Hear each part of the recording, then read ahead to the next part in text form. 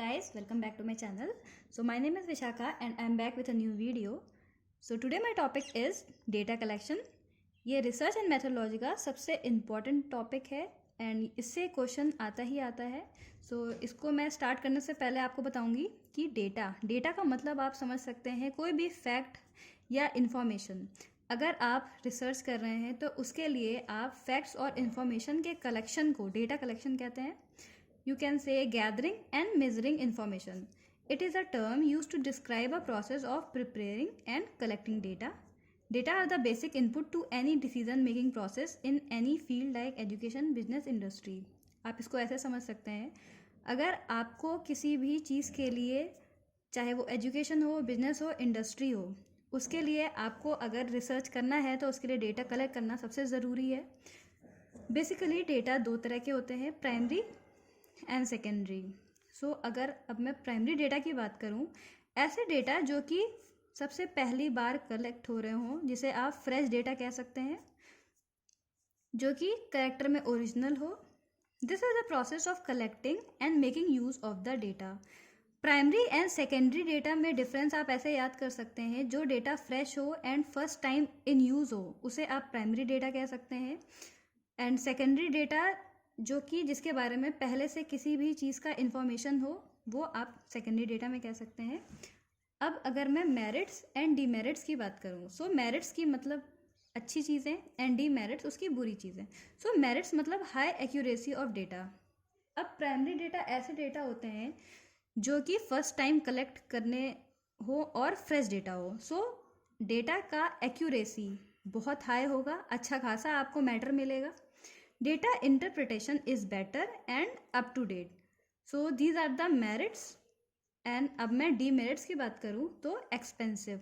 अब अगर वो डेटा पहली बार कलेक्ट हो रहा हो सो एक्सपेंसिव होगा, क्योंकि आपको अच्छा खासा रिसर्च करना पड़ेगा उस चीज़ को लेके, एंड टाइम कंज्यूमिंग होगा and required a lot of skill. आपके पास अच्छे खासे स्किल्स होने चाहिए अगर आपको प्राइमरी डेटा कलेक्ट करना है तो. सो this is about your primary data. अब अगर मैं बात करूं आपके कलेक्शन ऑफ प्राइमरी डेटा के, सो उसके 4 मेन मेथड्स होते हैं. आपका observation method, interview method, questionnaire and through schedule. इसमें डिफरेंस एग्जाम में अक्सर पूछा जाता है. एंड अदर मेथड्स भी हैं, जैसे warranty cards, consumer panels, depth interviews, content analysis, distributor audits and using mechanical devices. जो आपको पढ़ना है वो आपको बेसिकली ये 4 चीज़ें पढ़नी है जहाँ से क्वेश्चन हमेशा पूछा जाता है. Now I will discuss about your first method which is observation method. So observation method का मतलब आप ऐसे समझ सकते हैं, by observing gathering knowledge through making observations. Mostly commonly used method specially in studies related to behavioural sciences. इसमें आपको basically research करना है तो फिर आपको उसका बिहेवियर ऑब्जर्व करना है. बेसिकली ये 2 टाइप के होते हैं. सबसे पहला आपका structured observation and second is unstructured observation. The researcher is unable to record the natural behaviour of the group. ये पास्ट बिहेवियर पे डिपेंड होता है एंड फ्यूचर एटीट्यूड्स पे. सो ऑब्जर्वेशन मेथड से आप समझ सकते हैं gather knowledge and through making observation. And the second method is interview method. Interview method से आप बहुत कॉमन है, आप भी अगर इंटरव्यू के लिए जाते हो या फिर तो कभी आपने देखा हो. सो बेसिकली आप देखेंगे एक ओरल वर्बल स्टिमुलाई का रिप्लाई ओरल वर्बल रिस्पॉन्स से आता है, जो इंटरव्यू लेता है और जो इंटरव्यू देता है. सो this is interview method. Basically ये 2 तरह के होते हैं. सबसे पहला personal and telephone. So this method can be used through personal interview or through telephone interviews. So सबसे पहले है personal interview. So personal interview के लिए जो ज़रूरी है वो एक इंटरव्यूअर की ज़रूरत है, जो कि क्वेश्चंस पूछेगा face to face. So basically इसके लिए अच्छा खासा स्किल होना ज़रूरी है. अगर अब मैं इसके मेरिट एंड डीमेरिट्स की बात करूँ, सो मेरिट की greater depth information can be obtained and greater flexibility. So basically personal interview में अगर कोई इंटरव्यूअर आपसे क्वेश्चन पूछ रहा है, सो उसमें वो काफ़ी डेप्थ तक जा सकता है आपसे पूछते पूछते, and by reading your face, वो रिसर्चर भी एक साइकोलॉजिकली भी आपके बारे में जान सकता है, सो इट इज़ गुड। अब अगर मैं डीमेरिट की बात करूँ, सो एक्सपेंसिव है। अगर आप एक पर्सन का इंटरव्यू लेंगे सो वो कॉस्टली पड़ेगा। Very expensive when large and widely spread geographical sample is taken. अगर आपको किसी लार्ज एरिया में सैम्पल लेना है, सो अगर आप एक पर्सन का इंटरव्यू लेंगे सो वो टाइम कंज्यूमिंग भी होगा एंड एक्सपेंसिव भी होगा। So this is the demerit of interview method. Now I will talk about the telephone interview. So basically ये इंडस्ट्रियल सर्वेज में यूज़ किया जाता है telephone interview. Not widely use method play important role in industrial surveys. Merits की बात करूँ, सो बाकी method से ये फास्ट है, क्योंकि अगर किसी रिसर्चर को रिसर्च करना है देन वो बेसिकली आपको कॉल करके आपसे क्वेश्चंस पुटअप कर सकता है, आप उसके आंसर्स बता सकते हैं, सो उसमें वो रिसर्च कंप्लीट हो सकती है। सो सबसे फास्टेस्ट मेथड है, फ्लेक्सिबल है एंड रिकॉल भी बहुत आसानी से हो जाती है। और इसमें किसी भी तरह का स्टाफ उसकी रिक्वायरमेंट नहीं है। आपको बेसिकली एक फ़ोन चाहिए एंड आपको जिस चीज़ से रिसर्च करना है आपको उन पर्सनस का नंबर चाहिए, आप उसे कॉल करके उसके बारे में इंफॉर्मेशंस ग्रैस्प कर सकते हैं। अब अगर मैं बात करूँ डीमेरिट्स की, सो इसका बेसिकली यही डीमेरिट है कि सर्वेज रिस्ट्रिक्टेड होते हैं, क्योंकि जो क्वेश्चंस होंगे वो आपके शॉर्ट होने चाहिए, क्योंकि अगर लॉन्ग क्वेश्चंस होगा तो जिससे आप इंटरव्यू ले रहे हैं रिसर्च के उसमें, तो फिर आप उसे लॉन्ग क्वेश्चंस समझाने में आपको प्रॉब्लम होगी एंड उसे आंसर देने में भी प्रॉब्लम होगी। सो ये इसका डीमेरिट है कि क्वेश्चंस जो हों वो शॉर्ट होने चाहिए एंड टू द पॉइंट होने चाहिए, वरना उसका रिसर्च अच्छा नहीं आएगा। सो this is your personal interview and telephone interview. ना अब अगर मैं बात करूँगी collection of data through questionnaire, ये काफ़ी इंपॉर्टेंट है एंड क्वेश्चनेयर एंड शेड्यूल में काफ़ी डिफरेंस भी पूछा जाता है। So questionnaire is send through mail.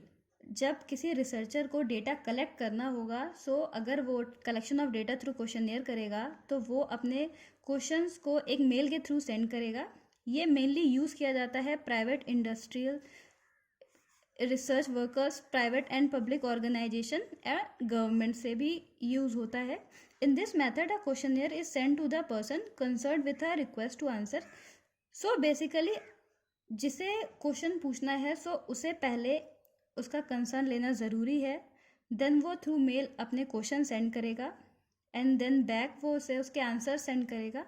अब मैं मेरिट्स की बात करूँ, सो कॉस्ट इसका बहुत लो होता है, क्योंकि आपको सिर्फ एक क्वेश्चंस करके आपको सिर्फ जीमेल पे सेंड करना है and respondent have sufficient time to give well through out answer. जिस रिस्पोंडेंट से आपको आंसर्स चाहिए उसके पास सफिशिएंट टाइम है वो आंसर्स कंप्लीट करके आपको भेजने के लिए। So this is the merits. अब मैं डीमेरिट की बात करूँ, use only when respondents are educated and cooperating.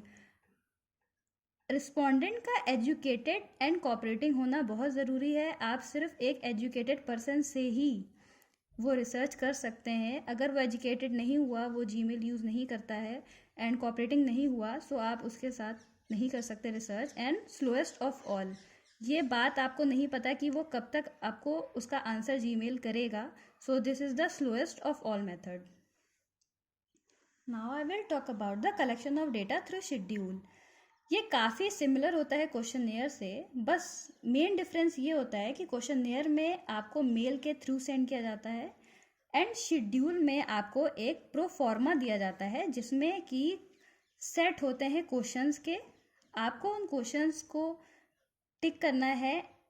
आप अगर एक इन्यूमरेटर हैं, आपको वो क्वेश्चंस के आंसर्स फिल करने हैं एंड आपको वो प्रो फॉर्मा वापस कर देना है। ये गवर्नमेंट एजेंसीज़ के द्वारा काफ़ी यूज़ किए जाते हैं, किसी भी गवर्नमेंट ऑर्गेनाइजेशन के, और ये एक्सपेंसिव भी होता है।